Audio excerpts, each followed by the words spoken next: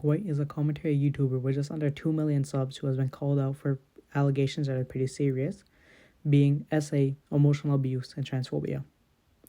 From someone named Orion who is said to be in a relationship with Kwite for 6 years. Right now, we only have Orion's tweet longer and their experience with Kwite, with other people reaching out and saying their experience with Kwite and other people around him. Kwite has not responded to these allegations yet. I never felt that I could come out about this, and I have struggled for this for years.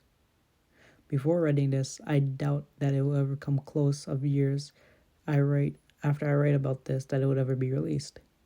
But in this case you're reading this, I have come out to lay what happened to me. I was essayed by a man known as a YouTuber Kwite in February of 2018 and have been in an extremely toxic friendship on and off relationship with him since 2017.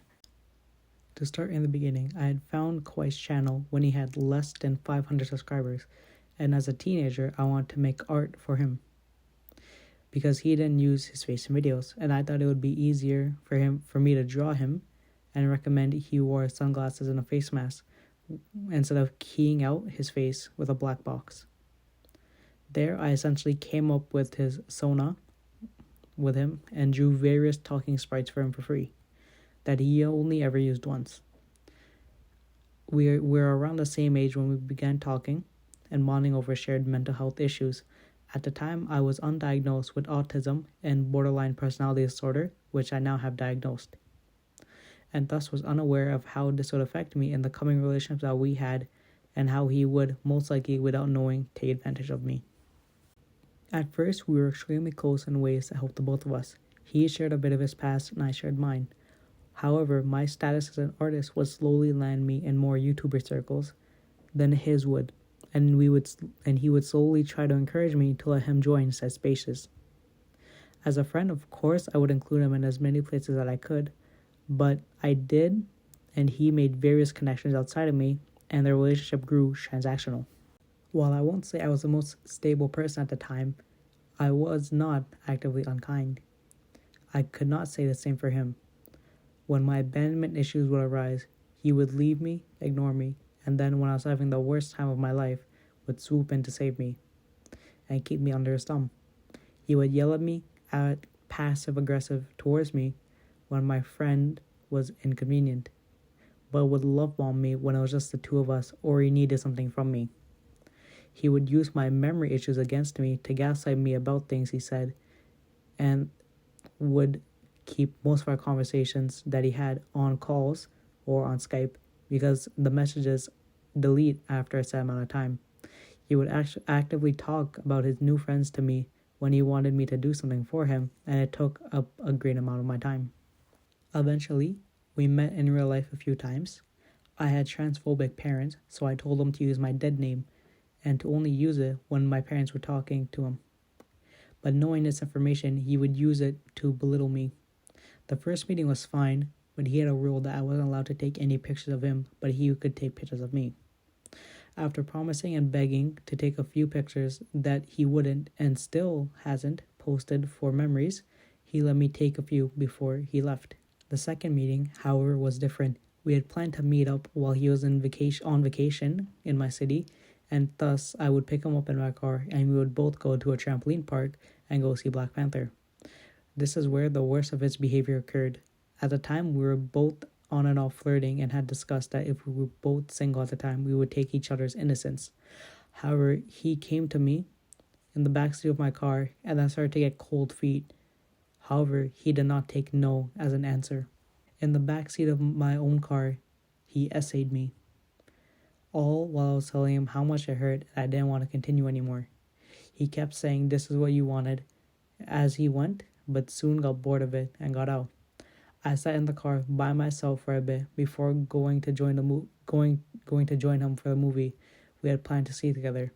And to make up, he had me buy him popcorn. I put the event out of my mind as just a first bad experience and hung out with them for the rest of the day, as he was still one of my closest friends and I had a video with him to prove that we were together at the time, that I was able to post only for myself after begging to take pictures with me because we were friends. A few months later, once he had gained quite a few more subscribers, and larger YouTube friends did he start ghosting me more and more often, all while I was having BPD episodes.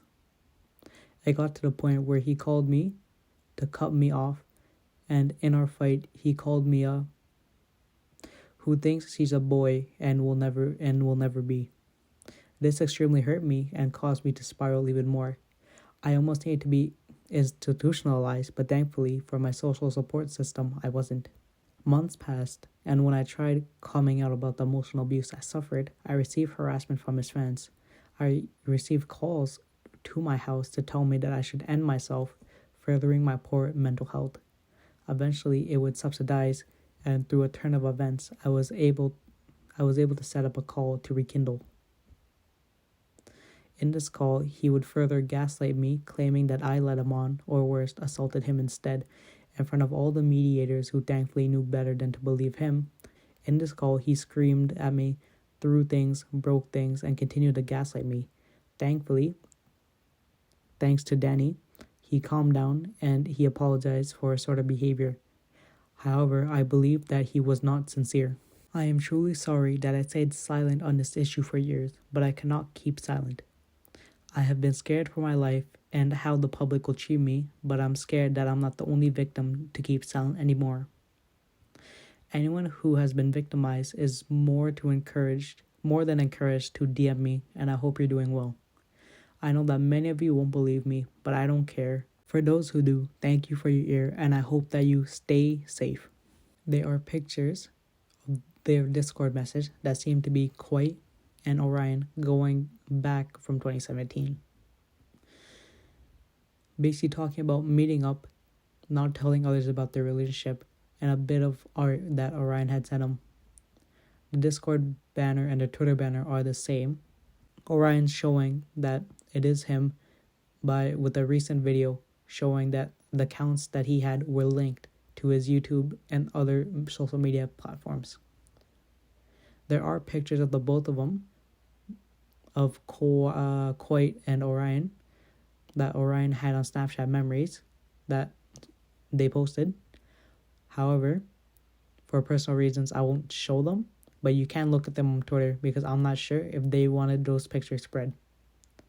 Most of the conversations that they had were through call and not messages because Orion said that Kwite wanted to keep his anonymity.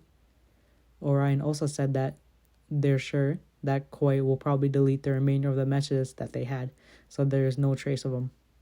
The mods on his Discord are silencing anyone talking about the drama by saying it's not the place, but arguably it would be the best place to talk about it since it's something about the owner of the server, and getting the mods' input on it would probably shed some light. They added an hour cooldown and started banning people, and it seemed like they deactivated the server and its entirely to stop the spreading of the knowledge of the allegations in Discord.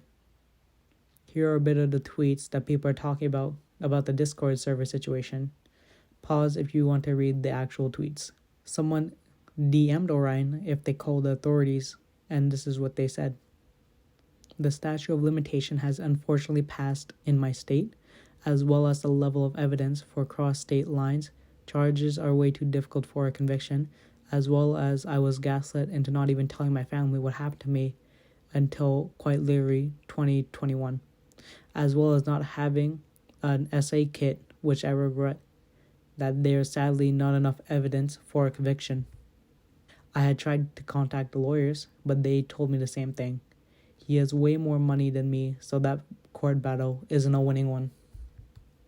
There is also a mod of Kwite's Discord server using a burner account to answer questions that people might have about what's going on. They go by Stand with Orion. You can read the replies that they gave and what people asked. There's also another person who was in the Discord for a while who was modded at a point, and they gave their experience of what they seen. There's also a tweet saying that Kwite admitted to the allegations with Orion when they first talked about it back in 2019, which resulted in Orion getting threats from people. There's also another switch situation where Kwite was involved in, but not the main villain, where one of his past mods was in a relationship with a 13 to 15-year-old. while they were 25. So right now we're waiting for his response for the allegations, and we'll see what he has to say.